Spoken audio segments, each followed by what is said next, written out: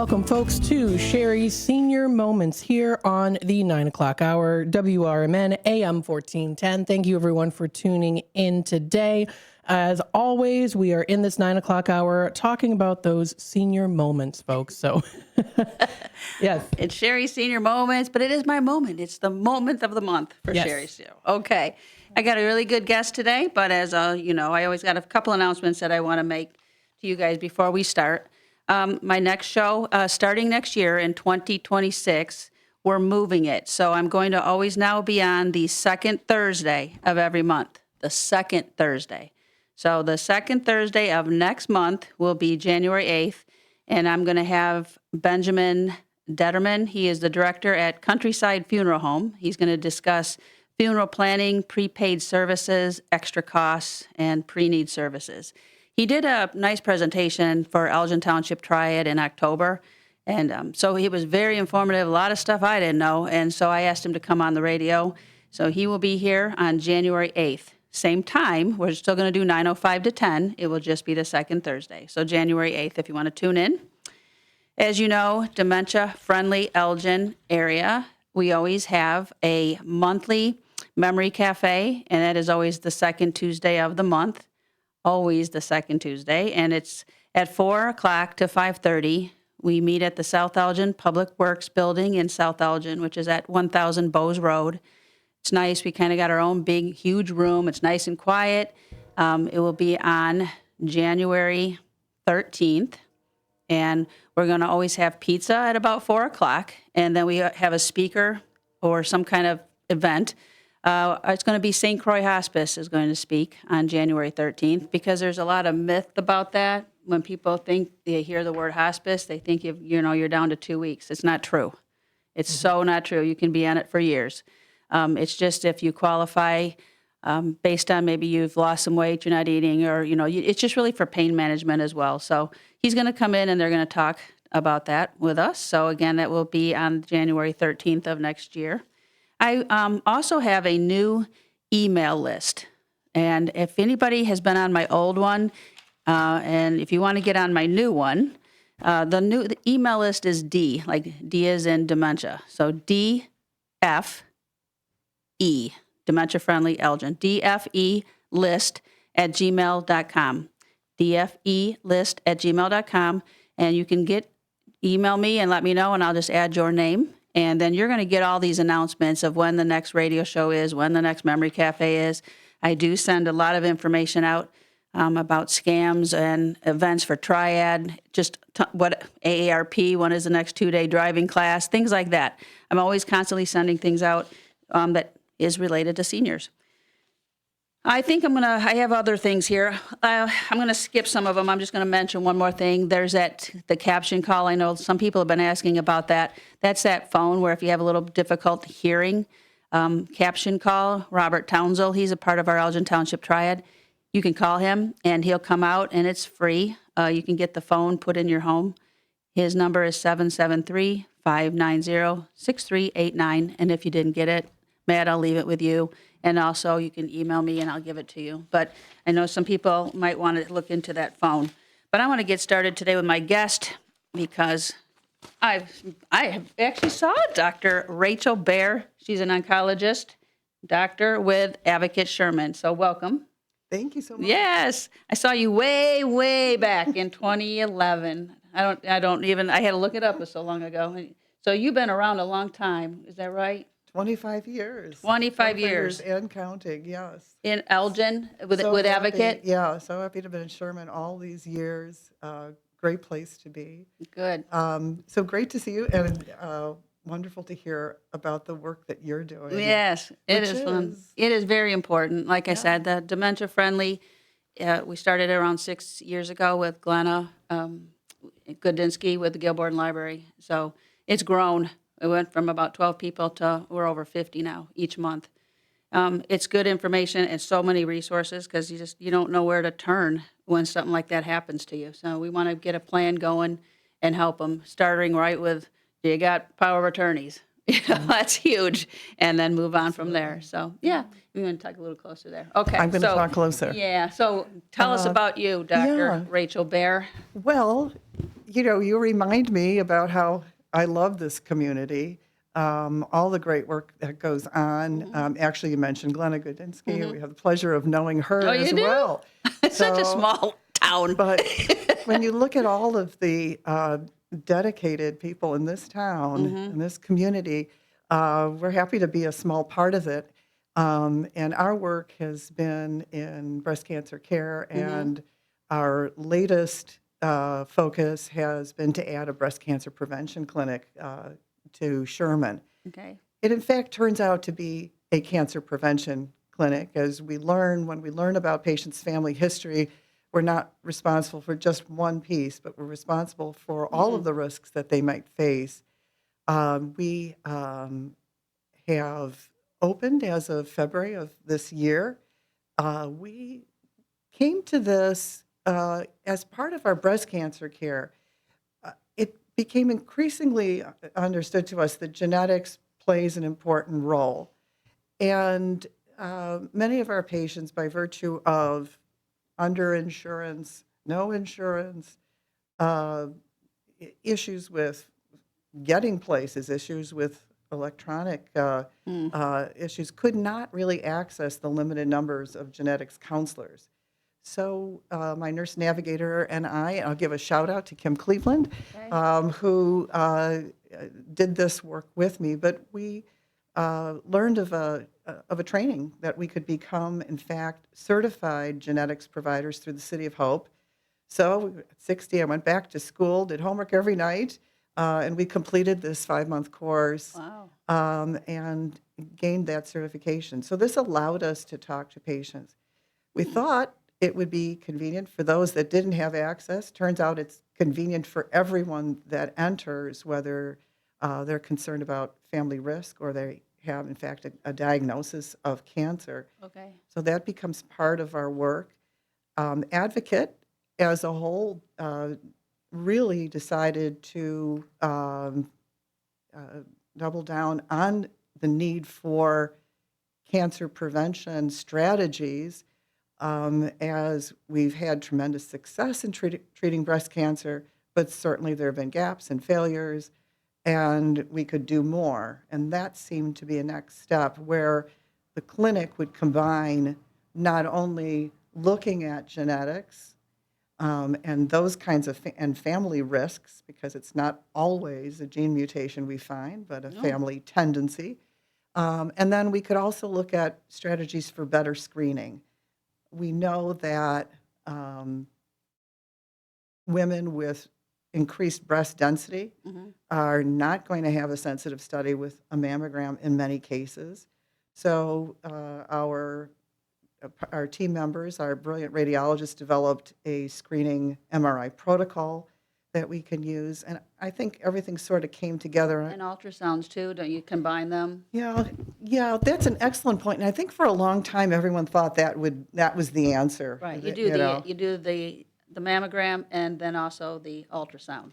Exactly. And it turned out, after looking at not only 3D mammograms, but high-resolution ultrasound, that if you have dense breast tissue, that the miss rate for early breast cancer was still significant. Really? So if you look at patients with what we call category C density, that's about 50 to 75% of the mammogram area or breast area shows dense tissue, you're going to miss about 25% of early cancers. Wow. If you go to the most dense breast, which is D density, which looks like a virtual whiteout of gland tissue on the mammogram, that's a 50% miss rate. I'm sure it In is. the if you can't detection see. of early breast Yeah. cancer. And when the data with the ultrasound screenings was added in, it did not make the difference that we all thought it would. So at the same time, the insurers were convinced that this was not enough, that this strategy was not working. So in 2022, which was when we kicked off our high-risk screening with MRIs, they allowed us to use that. It was the first time we could actually authorize MRI for a screening purpose. Up to that point, You mean like for insurance purposes too? Because a lot of them probably wouldn't want to pay for that. No, it's very expensive Expensive. technology. Absolutely. So all of the pieces came together. We were prepared with our ability to do the genetics piece and a wonderful protocol in place. And so we've been doing that since 2022. But now there's a lovely space at the in the hospital office building that's for our breast surgery clinic, as well So as it's the connected to Sherman. Yeah. Okay. yeah, really convenient. I think patients, well, they've loved it because it's finally a place for women. Yeah. Um, So age-wise, I mean, when should people start having these, the mammograms? And then people think, okay, well, what about seniors? I'm getting older, I'm in my 70s, I'm in my 80s, I don't need this anymore. well, a lot of attention to the rising incidence of breast cancer in young women under the age of 45, about 9%, but that of total incidence is in that age group, but increasing every year. But I think this should not be, to the neglect of really where we still see the majority of breast cancer. So really between the ages of 65 and 85, that's 40% of the new breast cancers. Wow. With the highest incidence would be 65 to 75. I would have not thought that.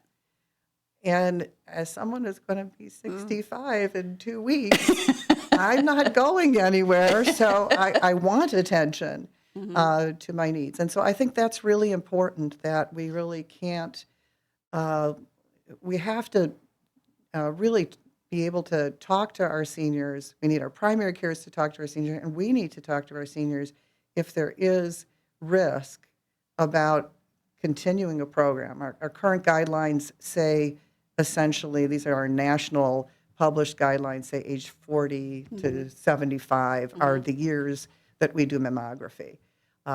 And excuse me for forgetting my own business, but somewhere around age 60 or 65, they say, well, you can do them every other year. But I really think that women should be screened between the ages of 40 and 75. And then women beyond that age should continue to be screened, but on a more individualized basis. Just based on their past record. I mean, if there's been nothing for years. Well, No? it's breast densities can persist. We think that the breast should, if you will, sort of thin out post-menopause. That happens most of the time, but not always. So we have patients that have very dense breasts into their 80s. We have patients who still have breast density related to hormone replacement therapy, which is another big kind of issue, controversy. And then we have all sorts of family history that we need to take into account as well. It's So, true. yeah. I mean, yeah, a lot of people, if it runs in the family, mom, sisters, yeah, you got to really go, obviously, every year.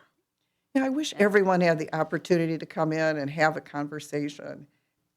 We have had a wonderful response from our primary cares that if they detect any hint of issue, and I have to say at any age, whether it's breast density or family history, patients are coming over and having conversations. Some patients, when they come to the clinic, we have a risk model that we run to see what their actual lifetime risk is. In general, though, as we age, the risk by these models will diminish. So we really it still has to be so individualized. We have to take the time with the patients to learn about their concerns, to show them their mammogram, to see what their underlying functional status is and health status. But so many patients will benefit from So what are you continued saying? So screening. if you're at a primary, they can refer them to you. You direct, Yeah. not, I mean, typically they'll just write the order Yeah. and then send it to, the scheduling, and then you call and you schedule it. But you're saying they could actually come to you? They can. And actually, patients can self-refer if they have concerns uh, to our clinic. You do not have to go through your physician. So, so glad you're having me talk about this and get that out there. I wouldn't even have known that at all. I don't even understand how that works, because it's always, I'm always got to get a referral to go to anywhere, to anybody, so, Yeah. with my insurance. So, Some insurers insist on that, but I mean, Medicare plans do not. Okay. So, yes, absolutely. So where are you exactly? So you're at Sherman Hospital, and how would you talk to you then if somebody online has a question and wants to go to your clinic? Well, they can call our office, and we have two nurses, one extremely experienced navigator, Okay, who will have that conversation with the patient. okay, We've had a lot of patients referred who clearly, it's impossible for the medical doctor to give them the whole story of what's going to happen.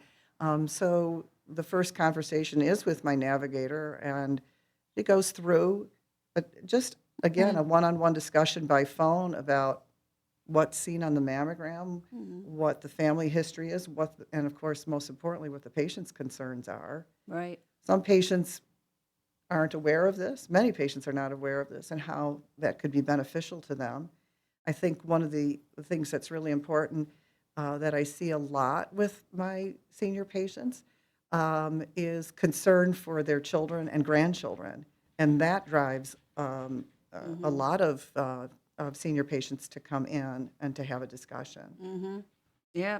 So what is the number? What's your number? It's 847-385-3385. Say it again. 847-385. No, I got that wrong already. 847-384-3385. Matt, please record this somewhere so it'll be out there. Definitely. Yeah, and if anybody has any questions for the doctor, whether you're on YouTube, type it in, or if you want to call in, we're happy to take them. So any questions at all? So what happens then when somebody gets a diagnosis as they have cancer? What happens? What happens? Do you want to talk a little bit about our senior patients with? Yes. I think that's I mean, first you're in shock. yeah. And you don't know Everyone is. what's the first step? What do you do? Well, it does- Depending on, I guess, how far along or how quick you can catch it. It starts with a long talk, that's for sure. Yeah. But there's a pathology report that tells you the type and it tells you characteristics. The patient also typically will have a breast MRI. Okay. That's really going to define the extent of the cancer. Make sure in a dense breast there's nothing else hiding. Certain breast cancers can, in fact, be much more than we actually will see on the mammogram or the ultrasound. And then senior patients want to know, can I do this? What should I do? Should I do anything? And in the majority of cases, of course they should do something. Patients who are healthy and vigorous and women who carry, in general, life expectancy that will take us almost to 90 should do something. It just needs to be properly individualized to what is safe, as well as what's going to be effective in treating the cancer. So most patients will opt for surgical procedures, Okay. whether it's lumpectomy, then or a mastectomy. We have, I never judge at any age the use of reconstruction. Cherie, a lot of patients want to be reconstructed at virtually every age. And it's surprising the patients that don't. So I never prejudge, but all of those options are open. We actually have other options with surgery, which some patients really like, which one of the most popular options is if you do a lumpectomy, under federal law, you may have other procedures for cosmesis or symmetry. So we have a lot of women that do breast reduction with our plastic surgeon as part of their cancer surgery. Those are very happy patients. Yeah. So it's not always punishment. There can be some lovely cosmetic benefits as well. The bigger questions get to be what other treatment. Yeah. What we've found is that lumpectomy and radiation therapy is very well tolerated and very protective. most patients will elect to do post-lumpectomy radiation, Okay. about a 3-week treatment. There's even a 5-day program now for them. Well tolerated, very good at controlling the cancer. Okay. Chemotherapy. Mm-hmm. Chemotherapy is such a diverse treatment now. It can be different types of blocking agents, so-called targeted therapy. So we really see patients who must have it related to the biology of their cancer, but it can be tolerated if carefully monitored and adjusted to what they can tolerate. Can't imagine you having to deal with this every day. Every day. Every day. Yeah. It's so sad. I don't know. But you got good outcomes, I'm sure. But it's so- optimistic, absolutely. It's absolutely optimistic. Our cure rates for early stage breast cancer, 5-year survival, 99%. Wow. Regional cancer, that means that you have a tumor in your breast and lymph nodes, 87% 5-year survival. Even our stage 4 patients can be managed frequently with oral medications that don't take away the quality of their life. So lots of options. That's good. I'm looking at Matt. I know- Got 2 minutes. 2 minutes. Okay. 2-minute warning. Yeah. Okay. 2-minute warning. Oh. Okay. So if they wanted to go, do you stay with them then? I mean, they come and they see you, and then you find out you have cancer, and then are they under you then? We've made our center that way. Okay. We came together as an amazing group in 2010 and have been accredited since 2011. But one of the things that we've liked is at the breast surgery office to stay as the place that they always come back to. I don't make chemotherapy or other oncology decisions, but I keep patients on track with imaging and follow-ups and making sure potential complications of therapies or side effects are addressed or other screenings are done. So I'm able to do that because I have a great crew, and it gives patients tremendous comfort. Well, that sure. always- Well, you can stay in one place so you feel like you're not getting shoved off in You're different not directions. getting shoved off anywhere. Your home is with us. Good. So I think we have to take a break, and we'll be back in about 5 minutes. We'll be back, folks. Stay tuned for more here on Cherie's Senior Moments on WRMN.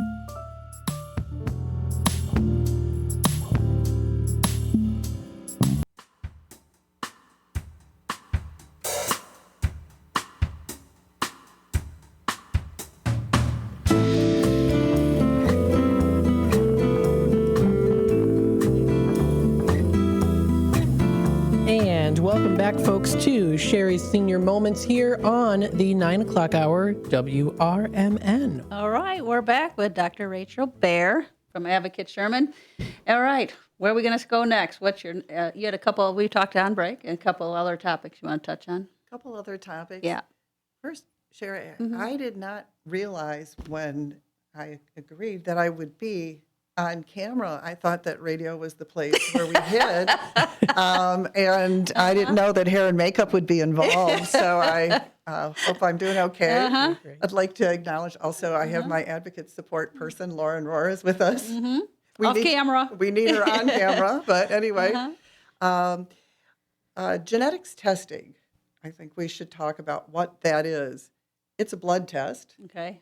and what we're looking at are a panel of adult cancer genes. Now, all of us have a BRCA gene. It's really harmful changes in these genes that are disease-causing. So all of us will have a copy of each gene, which we get, one from mom, one from dad. Tremendous variability in our genes, a lot of it benign variability. But a mutation that's harmful occurs when the gene no longer is altered so that it can't actually make the protein that does a function for the cell. Okay. And a lot of the cancer genes mutations relate to loss of control of self-growth, inability to repair your DNA. That's the technical. But what the patient is getting is a blood test that's going to look at a panel of adult cancer genes. It wasn't always that way. It was basically breast and ovarian cancer genes. But other cancers became prevalent in the population. Colon cancer incidence has doubled. There are ovarian cancer genes that have nothing to do with breast cancer, pancreatic cancer genes, et cetera, et cetera. So most of the panels we do are about 80 genes that we look at, the most common adult cancer genetic syndromes. I'll tell you a story of how that worked for a patient. Okay. So I have an 83-year-old patient that came in with a precancerous finding Through blood test? through a abnormal mammogram that led to a okay. biopsy. Okay. So if this entity had been left, it would become cancer. So we excised it, Okay. and we had as part of our high-risk screening protocol. So we had a discussion about genetics, and it turns out from the age of 50, she's been doing colonoscopies, has never had cancer, colon cancer, but every time she goes, varying from anywhere from 1 to 5 years, she has polyps removed. She got involved with doing colonoscopy because of her dad. Her dad had colon cancer. So under our new guidelines, we can test patients for adult cancer genetics, even if they don't have cancer.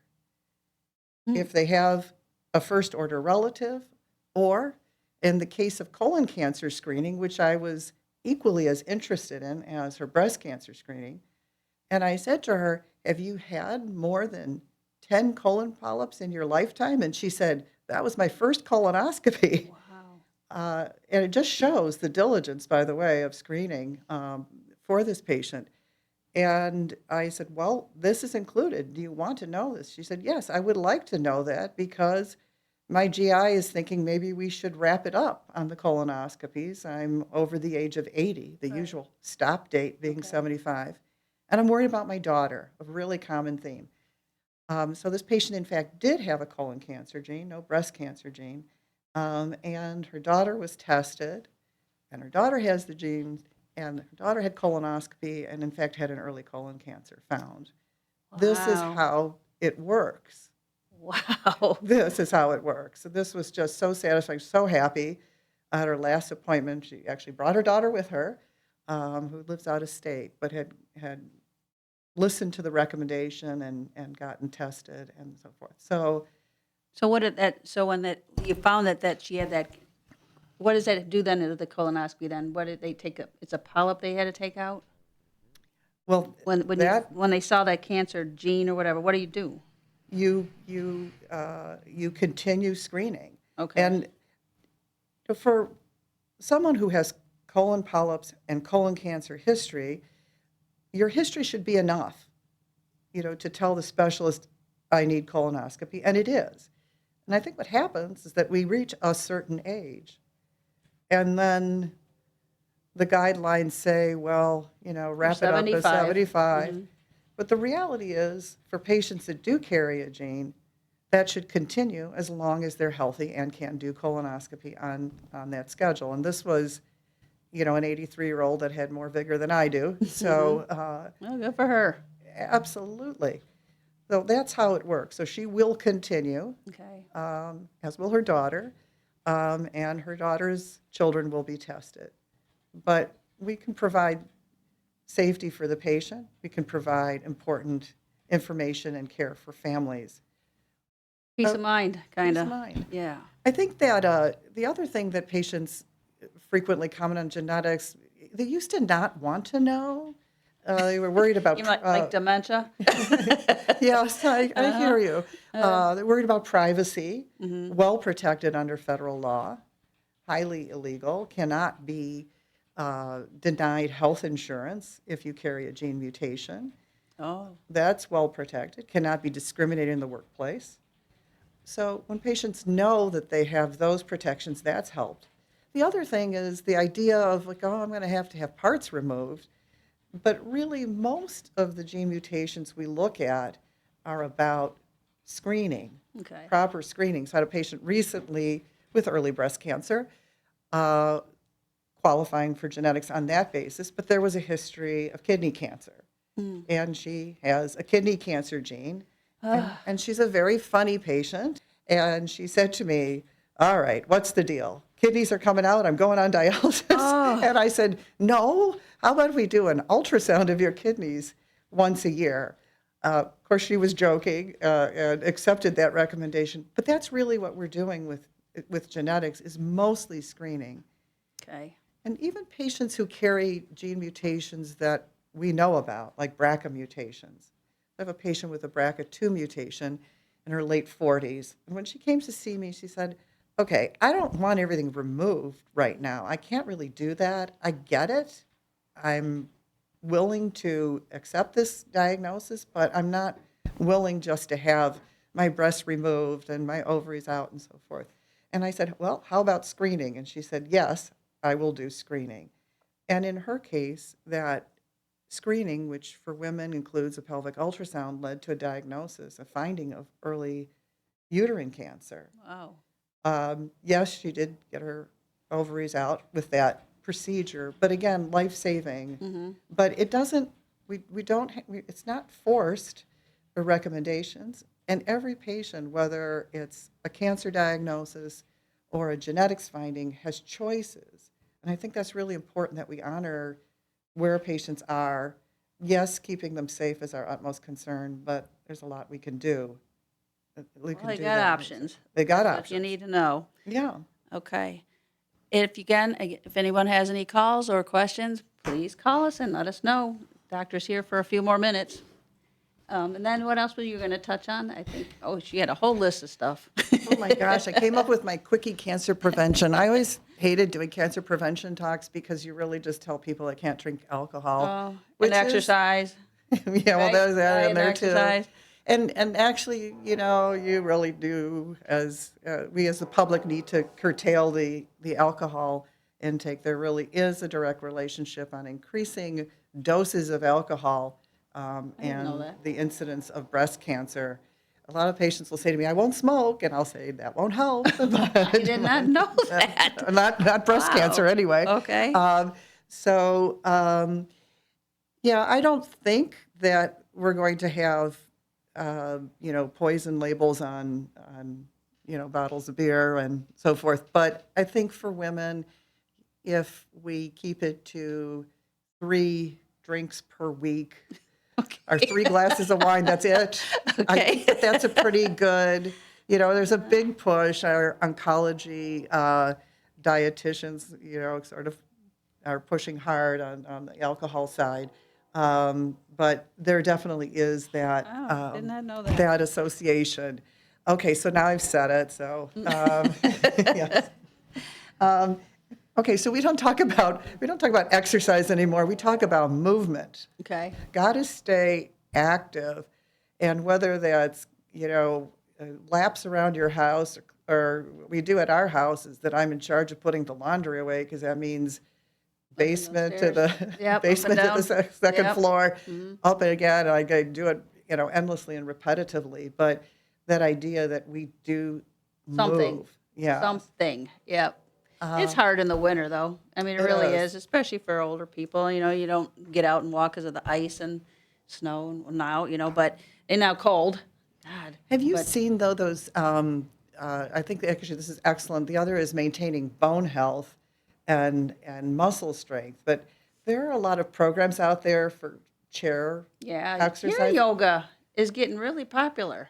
I love that. I just downloaded one. I've just So you started did. it. I was looking into those. I was wondering if they had a place to go do I it. don't know if the before and after pictures they show are really going to happen in the but at least 30-day you're, time course. But it's something yeah. simple, like you said, and Yeah. at least even if you can't do a lot or something extensive, And if I you're think- sitting, moving arms, and doing your legs. Yeah, I think they're very doable. No matter what, your health issue or your level of activity. What else do we have there? Maintain your vitamin D levels. Well, not proven to prevent cancer. There is some data there, and so we really are working with patients to maintain vitamin D levels. It's important for bone health. That it's one of the hair vitamins, but it may actually have some protective benefits. I take one every other day. One every other day. Yeah. Yeah, mine and the vitamin C. These are good things to take. Absolutely. Diet. Uh-huh. I think processed food is really an issue. If we could, in fact, eat fresh fruits and vegetables and not things that come from boxes. And I hate to say it, but unfortunately, cold cuts, which that sandwich every day is typically has nitrates and other potential cancers, and even bacon, beautiful bacon, is not. Dang it. Yeah, I know. So that's why I really don't like this cancer prevention. But I'm telling you, we need to think about those things. Bacon. Okay. Yeah. All right. I'll try. I don't eat a lot of bacon, but I like it. Cherie, I'm having a conversation with you, but I'm not looking at you when I'm saying these things. I like bacon. I'm not I telling like you. it. And I think the other thing too that we should think of, and again, this is not purging your home, but if you look at how many plastics and other coated products are in our house, a number of years ago, I banned all plastic cups from sports events, which this is how we set our table with the Cubs and the Red Wings, and all of that had to go. I didn't like the look, plastic. but I Okay. didn't like what it was putting in our bodies. So there are obviously safe plastics out there, but I think we need to be careful about that. And the Teflon pan where it's all scraped and we're eating Teflon, probably not a great idea. Don't have definitive data about aluminum, but there's a lot of discussion about that, aluminum in our deodorant. So I think there's a lot of other A products lot that of we work. I could guess, for reading use. labels. Yeah, well, I think just, one thing at a time. As I said, don't go home and purge, but just look things over around your home and see what it might be that you could remove that is not a healthy product in your home. Cool. Well, it is 9:50-ish. Yes. So, Oh, we do have a comment on the YouTube side of things. okay. We have Wendy here saying, "Good morning, Cherie and Rachel. I had breast cancer in 2006, and Rachel did my surgery." Oh. Hi, Wendy. Right. If you can remember, that's a long time ago, almost 20 years ago. An honor Wow. to hear from you. Yes. My gosh. Good. Oh, continued health. Good. Okay, so we're going to have a question. Matt picked Yes. one out for us for our Elgin Trivia. So if you want to win, the doctor, Rachel Baer, brought something for us here. Show it and hold it up, and you can show what you brought us. All wrapped, but you Yeah. get this Blanket. fabulous Woolrich throw. It's not wool though. This is from Target. Not scratchy. Not scratchy. Thank you. Yes, and it actually has a matching throw pillow. Oh. And then we have the Advocate sort of swag bag. This is both like a tote for groceries, but also it is a backpack Okay. Hey. as well. It's nice and heavy duty. And I saw And your pillow back there too that yeah, matches. we It's have, nice. the matching pillow. Yeah. Very nice. Go up camera for a moment. We got a lot of good goodies here. The pillow. I got a lot of good goodies here. Uh-huh. And what else? Oh, and then this is your 15-ounce Advocate coffee tumbler. Do we want to see it? I don't know. Sure, we want to see it. Sure I Okay. do. Oh, it's kind of nice. Oh, it has, Nice. even though it has the lid on it too.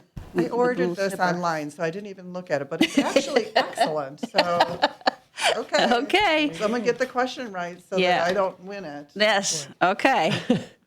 All right, folks, remember, call in 847-931-1410 if you think you know this answer. Okay. What famous nickname did Elgin earn because of its manufacturing legacy? Is it A, the Prairie Jewel, B, the Windy City West, C, Watch City, or D, Fox River Capital? If you think you know the answer, give us a call today at 847-931-1410. That's 847-931-1410 is that number to dial. Okay. Do we have anybody's calling? Not even Richard? I don't see anyone on the lines quite yet. Okay. Everybody's afraid They're just like, I know they're listening, but they don't want to call. It doesn't hurt to try. Right. You know? Oh, this one is easy too. Yeah. No. So please feel free to call in, folks. 847-931-1410. If you think you know this answer, please feel free to do so. We do have a caller on. All righty, we'll take it. All right, here we go. On your ears. Oh, okay. Yeah, we'll Now wait till we get the headphones on. Okay, Okay. I feel official now. Yes. All right. Hello there, caller. Do you think you know the answer? No, not at all. Okay. Well, it's Okay. multiple choice. What you got? Well, you know what? I'm at work and I'm listening off and on because of my boss walking in and out. So you know what? That's great. You know how it is, Matt. I just text you about the email. I know. I got you. Is this Donna? Yep. Oh, hi, Donna. How are you? Good. Come on, you know this one, Donna. I don't know, girl. Okay, he can read it again. Go ahead, Okay, Matt. go ahead. All right. What famous nickname did Elgin earn because of its manufacturing legacy? Is it A, the Prairie Jewel, B, the Windy City West, C, Watch City, or D, Fox River Capital?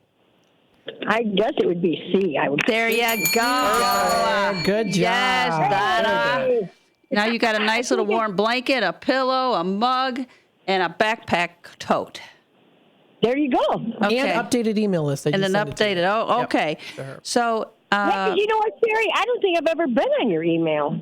oh, well, now you are. I'll add you today. Yeah, we need you. Yes. Get you your prizes. So how do you pick this up? You going to come down here and get it from Matt? Yeah, I can get it from Matt. Sounds good. All right. Well, we just put it there and I'll get, because I work till noon and then I don't work. Who knows what my hours are? Well, Matt will be here, right, Matt? Yeah, He'll- I will. Okay. Then come down and get it. Thank you. All right. Donna. Thanks, Donna. Bye. Bye-bye. Bye. Good. She All won. right, I very know Donna. good. I just saw Donna at Walmart the other day. We were in there together. Okay.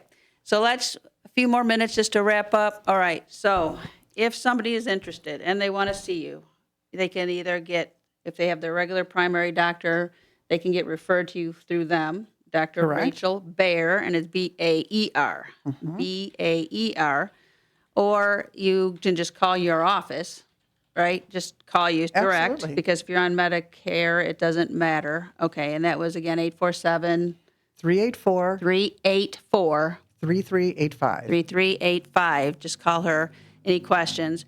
I do like that it's kind of like a one-stop thing. So you know, like you feel better, or you don't have to go here and go there and a different address and over here and then this town and that. You can stay right there, and then you kind of oversee it.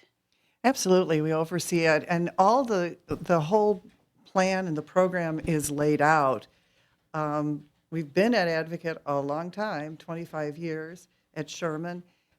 So if there are other needs, for instance, we look at your family history and we see we have a colon cancer history, genetics, positive or negative, we know that you're someone who should be doing colonoscopy. So we're going to follow up with you, get you in, and make sure that you have the screenings that you need.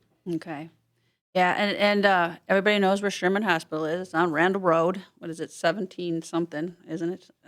I don't know the address, but 1425. 1425. Yeah, Okay, Randall 1425 Road. north, yeah. Right. Yeah, because all the other doctors are at 1710. Everybody's across the street. Exactly. Good. Well, I think that was all I would need from you today. I mean, I probably got a couple things I can add here at the end, but I am glad you came in. I think it's important that people hear who you are and what you do. And again, you started. You're saying you're going to be 65. Mm-hmm. So when did you want to know you want to be a doctor from when? When I was about 13 years old. 13, and you knew you wanted to be a doctor. I did. I had a condition of a curved spine, scoliosis, and the spine surgeon that took care of me was my absolute hero. He was an amazing inspired surgeon. you, huh? He certainly did, but he's just a wonderful human being. And So where'd you go to school? Where did you graduate high school? I went to Barrington High School. Okay. We moved from the city, a little culture shock, to the suburbs. Mm-hmm. And then I went to Northwestern Okay. for undergrad and med school. And then I did all my training at University of Michigan, my Okay. surgery training there. And then came home. Mm. And because my family is long-term residents of Barrington, we had Sherman was our hospital. So it's since 1971. And that's something. And here you It's our are. hospital, yeah. And here Just you and love you that. so you've stayed. Love this community. I love what you're doing. But how did you know what you wanted to go into the oncology part? How did you know what specialty? I was just saying, because you were talking about spinal, I thought maybe you'd do something like that. Yeah, I thought I would do that too, and then I thought, oh gosh, this is just really heavy work. And back, I don't.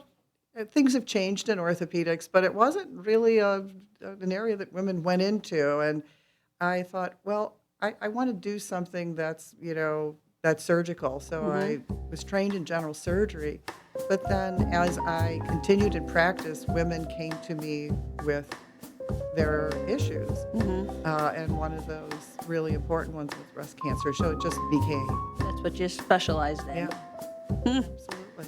And how many days a week are you in surgery? Usually 2 days a week. Okay. And And then those are all days? Everybody, you schedule them for your 2 days? one is all day. One, sometimes I have a case here, a case there. Actually, I have a case at noon today. It gets fit in sometimes into the office schedule, but about 2 days. Okay. And the rest is office visits? Yes, it's a lot of consultation. I bet. All right, this does wrap it up here for Cherie's Senior Moments. Thank you, everyone, for tuning in today. Thank you, Cherie, for coming in. Yes, and I will see you next year. So it's going to be January 8th, which is going to be the second Thursday now. So tune in.